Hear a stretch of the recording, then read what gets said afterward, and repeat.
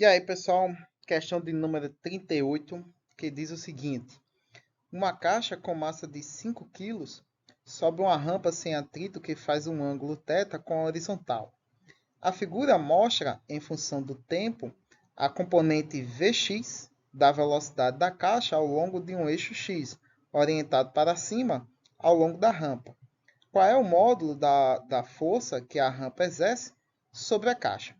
Então, nós temos o seguinte: nós temos uma figura aí que mostra um gráfico da velocidade da componente x em função do tempo do movimento da caixa sobre essa rampa. E ele quer o módulo da força que a rampa exerce sobre a caixa, ou seja, a força normal. Então, ele quer saber qual é a força normal aí sofrida pela caixa. Então, nós temos o seguinte, né? Como a gente está se tratando de força, a gente tem que descobrir qual é a aceleração exercida aí sobre, atuante, na verdade, na caixa. E o nosso gráfico aí pode nos dar essa informação. Se você olhar ali, no primeiro eixo vertical, né, onde passa ali na origem, né, você vai ver que o nosso gráfico inicia ali lá no ponto 4 metros por segundo.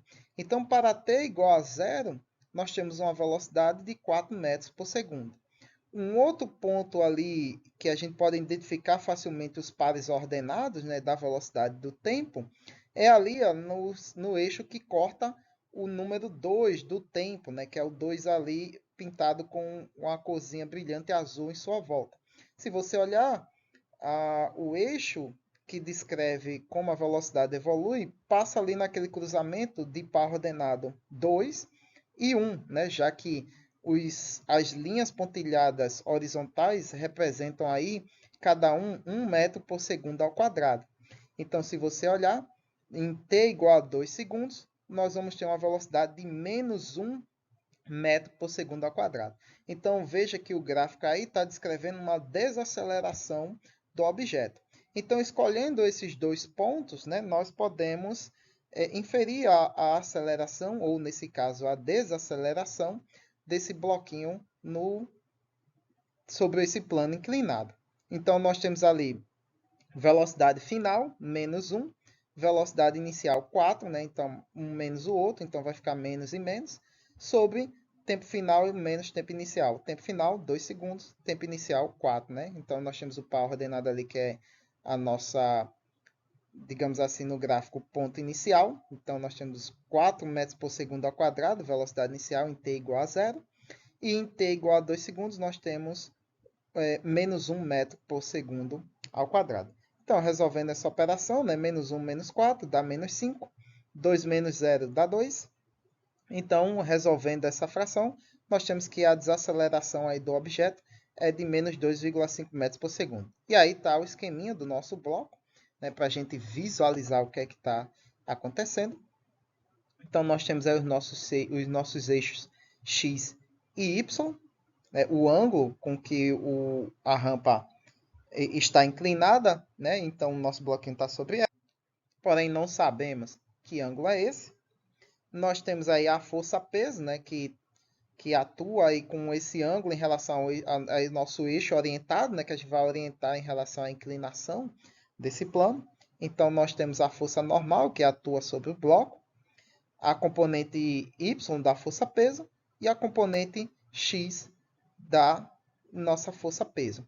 Como a gente quer a força normal, né, porque é a força com que a rampa exerce sobre o bloco. Então, é a nossa força normal. Então, significa que nós vamos aí, ó, tratar aí do eixo Y, né, a análise do eixo Y das nossas componentes de força. Porém, tem uma variável importante que a gente precisa descobrir, que é o plano de inclinação, né? O ângulo de inclinação dessa rampa. Então, vamos pegar aqui o seguinte, ó. No nosso eixo X, se a gente for olhar, a única força atuante nesse eixo é a componente X da força-peso.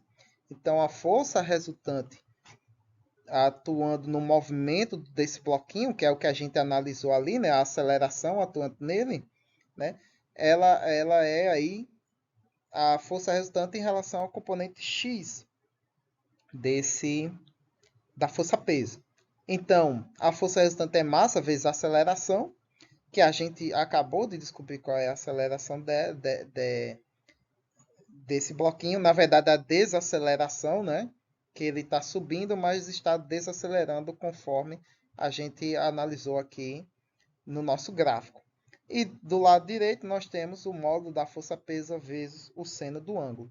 Então, nós sabemos todas as variáveis ali envolvidas, menos o ângulo. Então, nós podemos usar essa equação para descobrir qual é o valor do ângulo. Então, nós temos que a força-peso é massa vezes a aceleração. Nós sabemos a massa, mas ela vai ser irrelevante aqui, né? Porque ela vai ser cortada da nossa equação, né? Vai ficar ela sobre ela mesma, então dá 1. Então, nós vamos ter aqui isolando o nosso θ. Vamos ficar aqui arco seno, não é? Da aceleração resultante sobre a aceleração da gravidade, né? Isolando o nosso θ.